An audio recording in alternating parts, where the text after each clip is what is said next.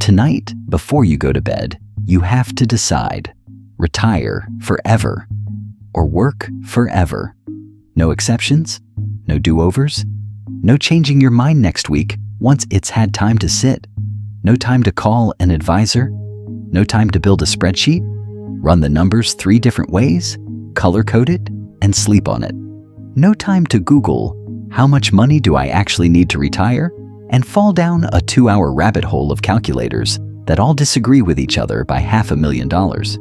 No time to text a friend and ask what they'd do because their answer would just be their life, not yours.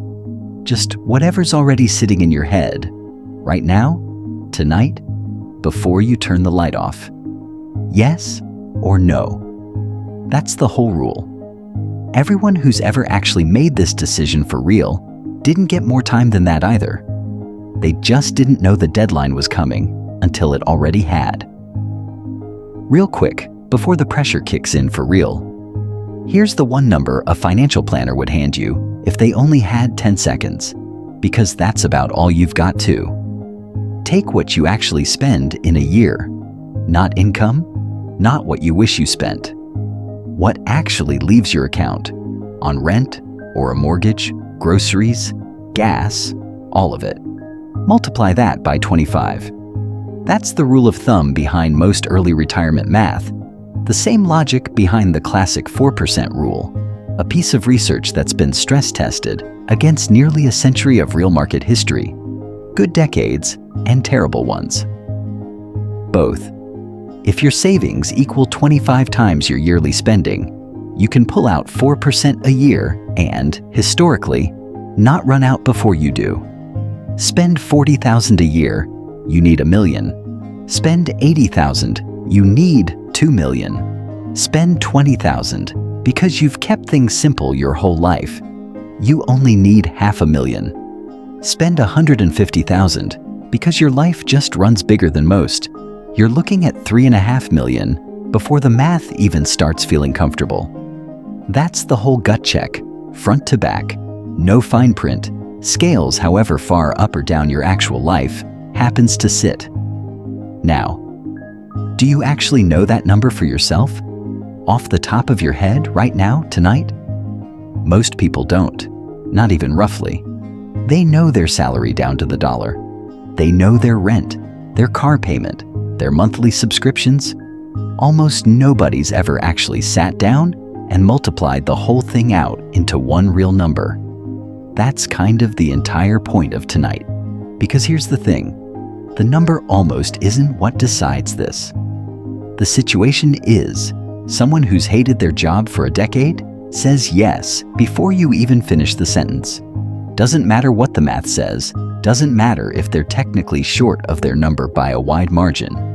They're out, and they've been out in their head for years already, mentally clearing out their desk on slow Tuesday afternoons. Tonight just makes it official. Someone with a kid starting college next fall says no, instantly. No hesitation, math or no math, number or no number. The decision was never really about them tonight in the first place. It was already spoken for by somebody else's future.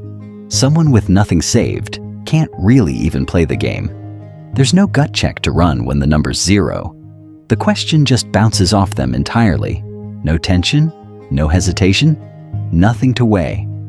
And honestly, that says something too. Maybe more than any of the other answers do. Someone who actually likes what they do, weirdly, hesitates the longest of anyone in the room.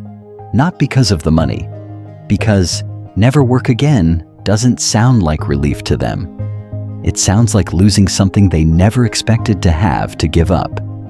And somewhere in there is the person who's genuinely fine either way, who could say yes or no tonight and be okay tomorrow morning regardless, which almost never happens with the math alone, and almost always happens once life gets involved.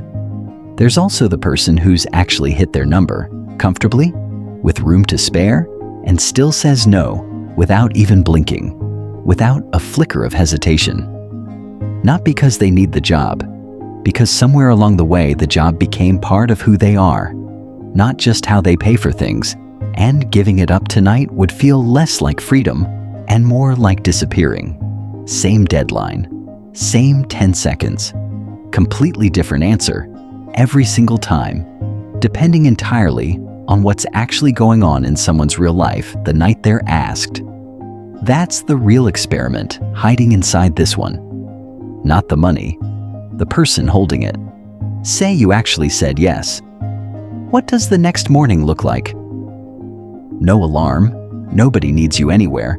Nobody's waiting on an email, a call, a status update, anything. That part sounds great, right up until about 10 a.m., when you realize you've never once in your adult life had a Tuesday with absolutely nothing pulling at it, and you genuinely don't know what to do with your own hands.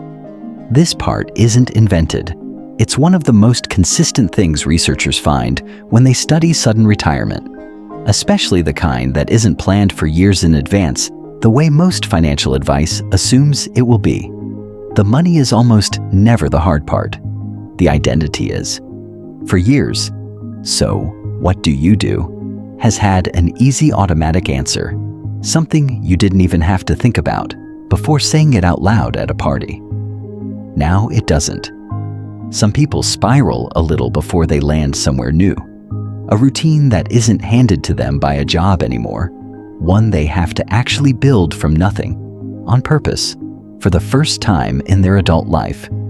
Some people feel lighter within a week than they have in a decade, like they'd been holding their breath the entire time without noticing, and just didn't know it until it stopped.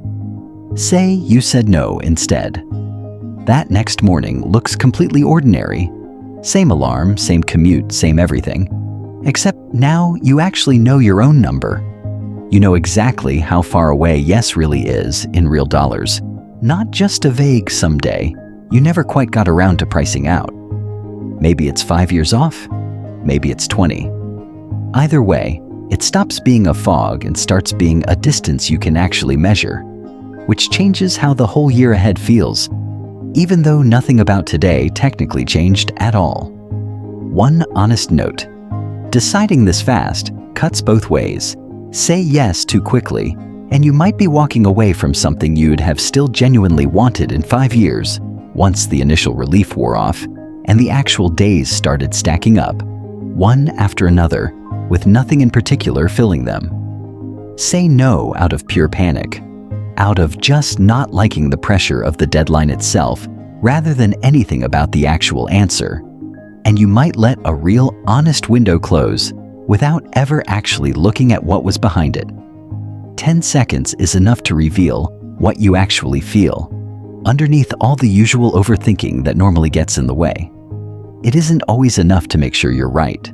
Those are two genuinely different things, and it's worth knowing which one tonight's question is actually testing before you treat the answer as final. So, no advisor, no spreadsheet, no research, no calling a friend who did this 5 years ago to ask how it actually went for them, because their story was never going to be your story anyway. Just tonight, just you, just the number you already know, or the one you very clearly don't. Retire forever, or work forever. Lights off in a few minutes either way, decision made or not. What do you actually say?